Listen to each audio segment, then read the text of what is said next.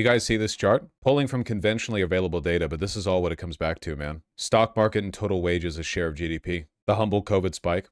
Yeah, COVID was genuinely the closest we got in a long time, and maybe the last chance we'll get for a long time at rectifying this gap, because the stock market plummeted and for a time wages made up a higher percentage of the GDP. Keep in mind this chart only goes back to the late 80s. The AI bubble bursting will help. Well, yeah, on the charts, the AI bubble bursting will very temporarily reverse this trend, but only temporarily.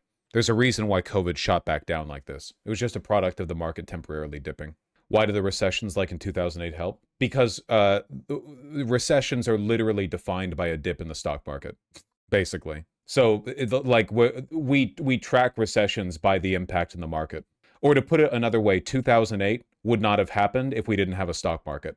Like the boom and bust cycle of capitalism is a byproduct of the fact that we have a stock market. It's a derivative of the logic of the market and of running our economy on a gigantic casino. It has no impact whatsoever on, like, real wages, at least not fundamentally. It's all speculation. It's insane the stock market is legal. Oh, well, I mean, judging from some of you individuals yesterday, my understanding is that it's impossible to do anything without the stock market, actually. Even though humans had it for ages before it existed, but we need it, or otherwise, like, how else will we have people like Vivek Ramaswamy, who made $6 billion by lying about the effectiveness of a drug from a company that he bought and then lied about and then sold all of his shares before it went to the market, you know? Do you think the stock market, in your own opinion, is a necessary evil? No, it literally doesn't need to exist at all. It's literally just the machine that siphons wealth from the economy. It literally serves no legitimate function that could not be replaced with a better, more functional version of itself outside the stock market. It does not need to exist. It did not exist for most of human history. Capitalism has existed without the stock market. Non-capitalist societies have existed without the stock market. It literally does not need to exist.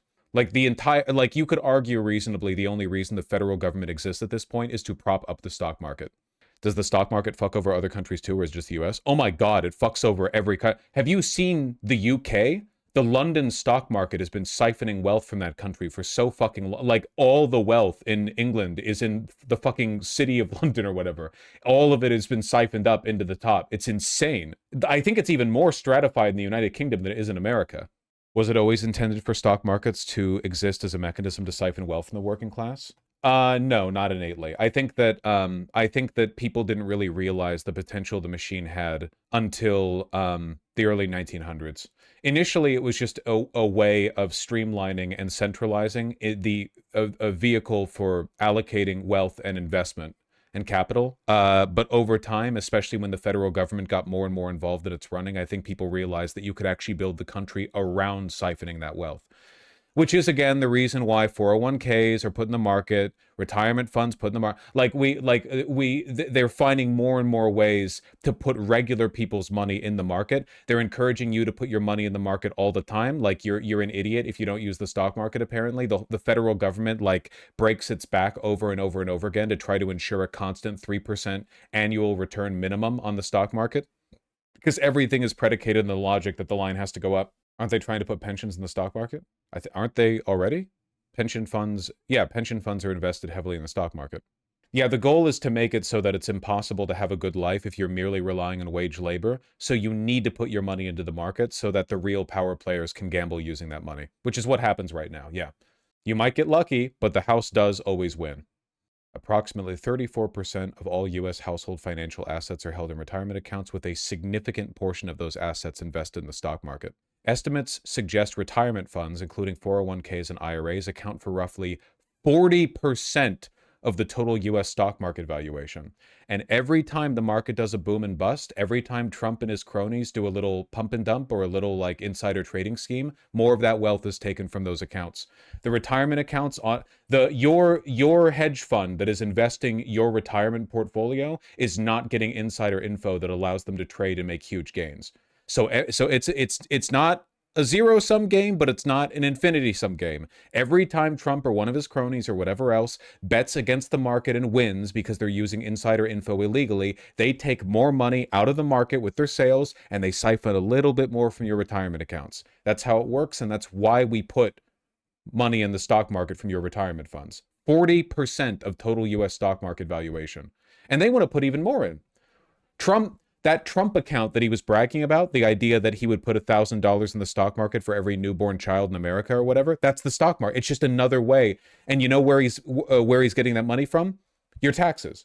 Or in other words, your W-2, your employer withholds money from you to the federal government so the federal government can turn around and use it to build a portfolio that they automatically invest on your behalf in the stock market so that there's more money in the market in total for the wealthy to siphon off every time they do one of these doo-doo-doos. It's like a casino. You can win in the stock market, but the odds aren't good. Is this the stock market running its natural course, or has it always been targeted like this by the rich? The purpose of a system is its outcome. Whatever the stock market was initially intended to be, this is now what it is. And this is what everyone on top knows that it is, and this is why they're doing it. Why wages just give us bread? But you can use bread. I would not be surprised if the United States made moves in the near future to push for more and more stock market participation on the wage level. Or to put it another way, make it so that like regular employees aren't getting paid in wages, they're getting paid in like stock dividends or whatever. That way, every cent you make is by default a speculative asset that they can profit from. You're going to have like YouTube hustle accounts that are like, bro, you just got your paycheck in stock dividends. Don't cash it in. You need to hold that in the market diamond hands because it's the only way you're going to make it ahead. Get to work for Amazon, which has an average year-over-year rate of growth of 12%, and hold your shit. Live off of ramen. Live homeless if you have to. Just don't cash in your dividends. I'm guarantee you, this is literally what they want you to be. They want you to be a little stock market slave. That's the whole point. It's bad this isn't even a joke. I'm not even remotely joking. That's the whole purpose of the system. You're not wrong about them. George W. Bush wanted to put Social Security, Medicare, and Medicaid taxes through the market to gain a partial return before being used to the average citizen. That's always their logic. Since the market's always going up, you can run all wealth through the market to make the money get bigger, you know? But again, the market on average going up does not mean that everyone in the market on average benefits. So we're going to trade stock for food and shelter? Well, that would be what they want. Yeah, for sure. It's probably not good. Total return of the stock market, including dividends, has increased 25.6 times faster than wages. That's not necessarily useful information, but it does illustrate a pretty stark distinction, yeah. This isn't necessarily useful. Yeah, it is an idiotic comparison, for sure. Though it is, my estimation would be, just ballparking it, that if the stock market didn't exist and wealth was moving through society with the same velocity, and the same general rate of growth that you have seen in the past, 80 years or so without the stock market, we'd probably on average be about 4 or 5 times as wealthy as we are now. But even that's a super, super simplified estimation because that's not really how the economy works. You can't have everyone be flatly wealthier. There's always an asymmetrical distribution of that wealth. So I think it might be, I just think it's reasonable to say that if it wasn't for financialization as a project, we would all be living like kings. I do think that's true. It's not all bad. Real wages have increased over time. Yeah, but this is where the comparative analysis comes in, right? Because if you look at this, real wages, so normalized and so on and so forth, have gone up a little bit over the past 45 years.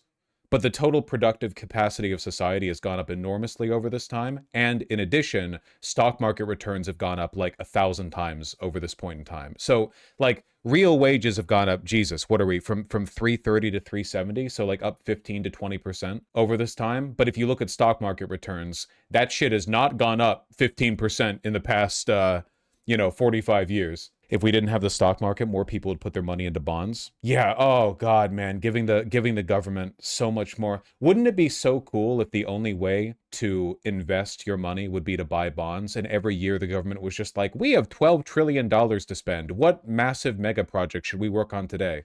You know? Fucking with the money they would have available, with all of America's wealthy pouring their investments into treasury bonds, the government would be like playing Minecraft on creative mode. You know what I mean? The government would be like, I'm just going to build a full height diamond beacon right here. Just walking. They're gonna build it at the 4 corners. You're walking over there. You see a big beam of light in the sky, and you're like, I guess they built it. They built the damn diamond beacon. Only diamond? Sorry, you're right. You can do a netherite beacon now, I think. I don't know. I haven't played Minecraft in a while. China has a stock exchange. This is true, but China's stock market does not have anywhere near as much of the nation's total wealth running through it. Don't get me wrong. Eventually, they'll fall too. Capital is an inescapable black hole that sucks in all wealth and productivity to be used eventually on nothing more than the, Dubai and the construction of more little St. James's. All money eventually will be diverted towards the project of billionaires raping children, in China or in America. But America is much farther along on this noble project than China is. So what comes after? Stop asking me these fuck-ass receding hairline questions, okay? I'm gonna get mad at you. What happens after the I don't know! For those who come after. Not stocks, but did you see the bank that lets you gamble on whether or not you pay for something? Yeah, I did see this. This might actually be the most degenerate thing I've ever seen in my entire life. Yeah, I'm not joking. It's a credit card where every time you buy something with it, there's a chance, an undisclosed chance where you don't know the algorithm, that you just don't pay for it. It's actually I think it should be. Not only do I think it should be illegal, I think they should arrest the people who made this and then find charges for it afterwards.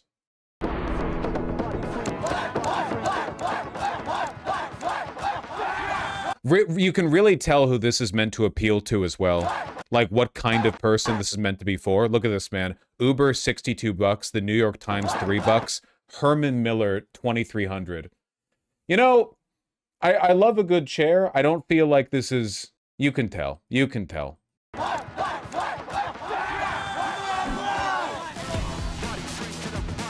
Fucking music. Stop! Guess it's less interesting without the music. Retards are gonna buy some crazy shit they can't afford, then kill themselves. They have to pay for it? Yeah. Super, super, super degen. Terms warned, don't rely on it or change spending habits. Yeah. Just buy stuff and return it till it's free. It's not random what gets charged free. Like, I guarantee you that they have some fuck-ass AI algorithm that only discounts items for you when they know for a fact that they've made more money off of you than they're losing by paying out that charge themselves. Are you anti-credit card points as well? I'm anti-credit card in the sense that I don't think they should exist, but like, obviously they do exist. So you should use them because there are benefits. Well, I should use them because I can pay it off. Sometimes I say you should use a credit card because of the points, and then somebody in chat's going to be like, okay, and buy $4,000 of bullshit because they think it's better to hold debt on the card for some reason, even if they can't pay it off.